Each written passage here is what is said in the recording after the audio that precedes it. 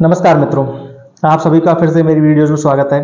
आशा करता हूँ आप लोग सभी लोग स्वस्थ होंगे, मस्त होंगे। दोस्तों, आज की जो वीडियो मैं बनाने जा रहा हूँ वो एक ऐसे टॉपिक पे बनाने जा रहा हूँ जिस टॉपिक को लेके हमेशा बहस छिड़ी रहती है। पैरानॉर्मल एक्टिविटीज, भूत प्रेत बाधाएं। कुछ लोग मानते हैं कि ये सच है, कुछ लोग मानते हैं ये सच नहीं है, ये एक हमारे दिमाग का वहम होता है।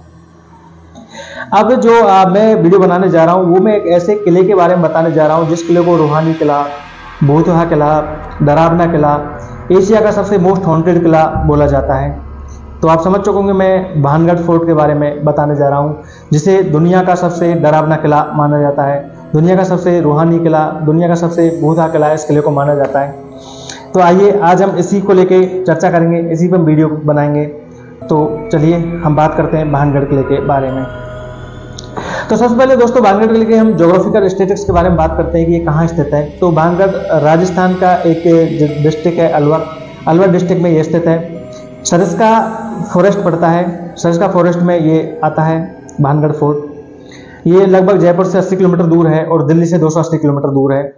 यहाँ का जो नियरेस्ट रेलवे स्टेशन पड़ता है वो जैसे बड़ा स्टेशन अलवर ही पड़ता है, कहीं से कोई आता जाता है तो अलवर आप उतर के और अलवर से आराम से आप भानगढ़ फोर्ट जा सकते हैं।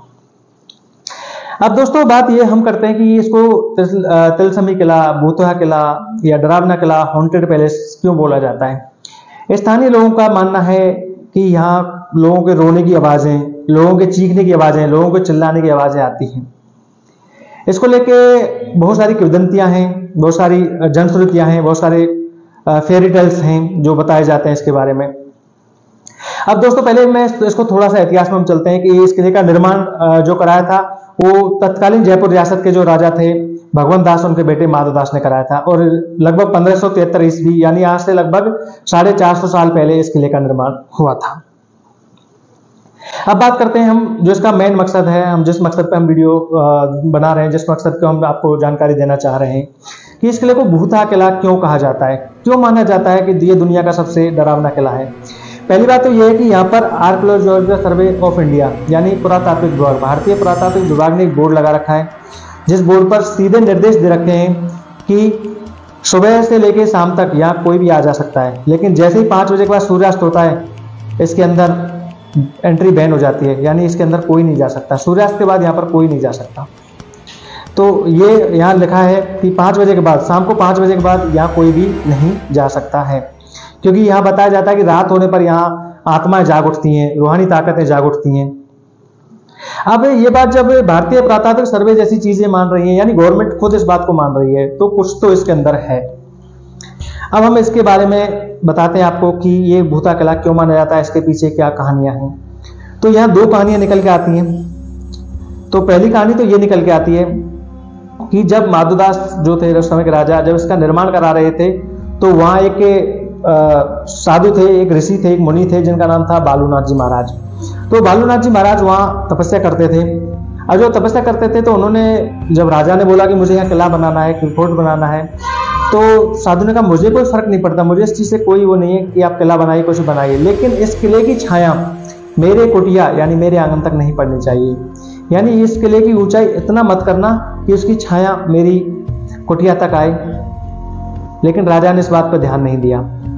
राजा किले को बनाता गया और उसने वो इतना ऊंचा बना दिया था कि उस किले की जो छाया थी, वो जो ऋषि थे बालूनाथ जी, उनके आश्रम में उसकी छाया चली गई थी।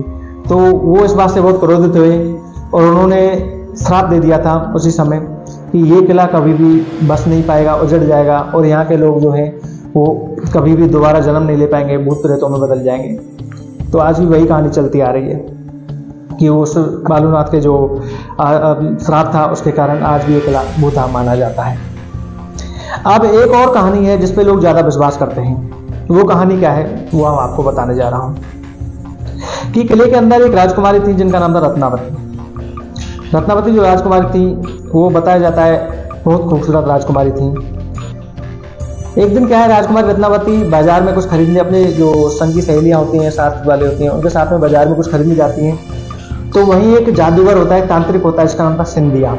एक सिंधिया नाम का एक तांत्रिक है, जादूगर है। वो राजकुमारी को देखता है और देखते ही वो राजकुमारी पे मोहित हो जाता है और मोहित होने के बाद में वो राजकुमारी को अपने बस में करना चाहता है। वो तांत्रिक क्या करता है, इत्र की शीशी लेता है, एक इत्र की शीशी को अभिमंत्रित करके उस पर काला जादू टोना करके उस इत्र की शीशी को ऐसा जादू करता है कि जिससे वो राजकुमारी है वो उनके बस में हो जाएगी। वो शीशी को दे देता है। अब इस बात का रत्नावती को पता चल जाता है कि ये तांत्रिक ने इत्र की शीशी में ऐसा कुछ जादू टोना किया है।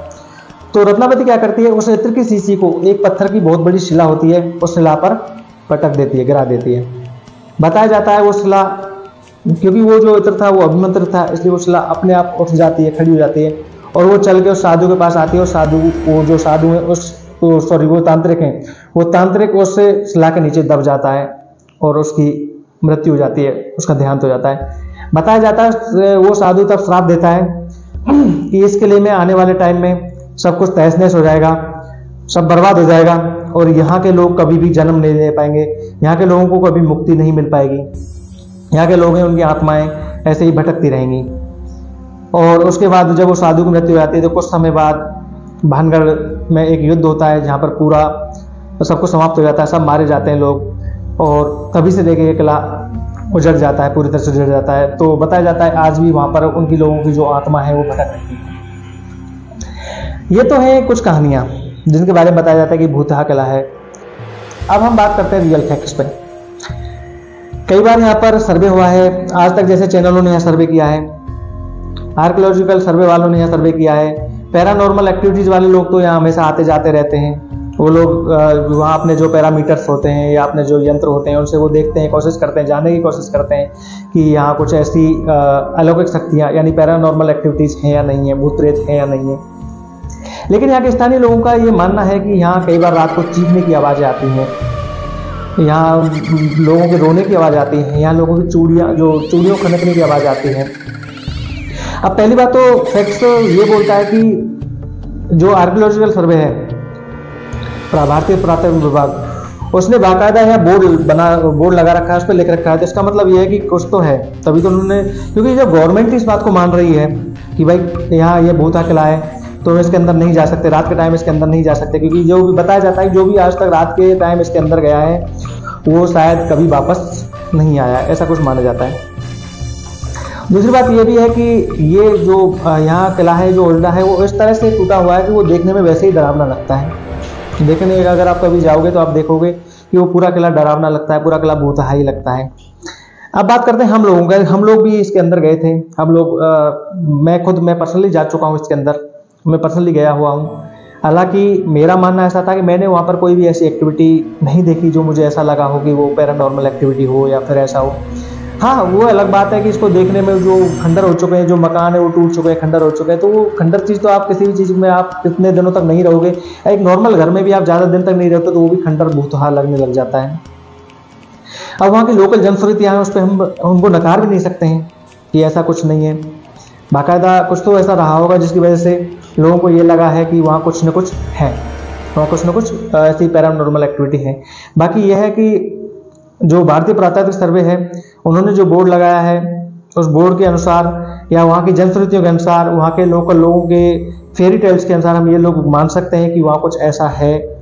बाकी पर्सनली आप जाओगे तो आप आराम से, हाँ एक है जो पैरानॉर्मल एक्टिविटीज़ हैं इनके बारे में आज तक खुल के कभी ना तो साइंस ने हमको कुछ बताया है, ना हम लोग ना किसी और ने कभी इसके बारे में पता चल पाया है। आज तक कोई ये सिद्ध नहीं कर पाया है कि पैरानॉर्मल एक्टिविटी जैसी चीज़ें होती हैं, यानी भूत प्रेत जैसे कुछ चीज़ें एग्जिस्ट करती हैं या नहीं करती हैं, इसके बारे में आज तक कोई भी खुल के नहीं बता पाया है। लेकिन ये एक चीज़ हमने वहाँ देखा था कि मैं आपको पर्सनल एक्सपीरियंस बता रहा हूँ, जो मुझे लगा कि जब मैं उस दिन वहाँ गया था तो मुझे दिन में ऐसा कोई चीज़ एक्टिविटी नहीं लगी कि वहाँ पर कोई भूत है, प्रेत है, कुछ भी नहीं है। लेकिन 5 बजे के बाद मैंने एक ऐसा अनुभव जरूर देखा था कि उसके अंदर 5 बजे के बाद जब हमको सबको निकाला जाता है, वहाँ के जो गार्ड्स वगैरह लगे हैं वो सबको निकाल देते हैं। तो मैंने एक चीज़ अनुभव की थी कि 5 बजे के बाद तो मैक्सिमम वहाँ पर जानवर भी नहीं रहते, वहाँ पर जैसे लंगूर बंदर वगैरह बहुत है, लेकिन 5 बजे के बाद मैंने देखा था। अभी मेरा पर्सनल अनुभव बता रहा हूँ, इसमें मैं ना तो किसी अंधविश्वास को बढ़ावा दे रहा हूँ ना मैं किसी जनश्रुति को बढ़ावा दे रहा हूँ। उसमें मुझे ये लगा था कि हाँ कुछ तो ऐसा है कि वो जानवर भी बाहर निकल गए थे। तब मुझे अभी थोड़ा सा ऐसा लगा कि यार कुछ तो है, वरना देखो कोई चीज़ होती है तभी उसके बारे में चर्चाएं होती हैं। अब वहाँ मैं लोकल लोगों से जानकारी भी ली थी, जो लोकल लोगों से मैंने 2-4-5 जो लोकल लोग थे वहाँ पर मैंने बात किया था, तो उन लोगों ने बताया था, कुछ लोगों ने बताया कि हाँ ऐसा है, यहाँ पर आवाज़ें आती हैं या होता है, लेकिन कुछ ऐसे भी लोग मिले थे मुझे जो आज के टाइम के लड़के थे, वो बोल रहे थे कि ऐसा कुछ नहीं है, हम तो कई बार रात को भी निकल जाते हैं इसके अंदर, कई बार हम दीवारों को कूद फांद के अंदर चले जाते हैं, हमने आज तक ऐसा कुछ नहीं देखा।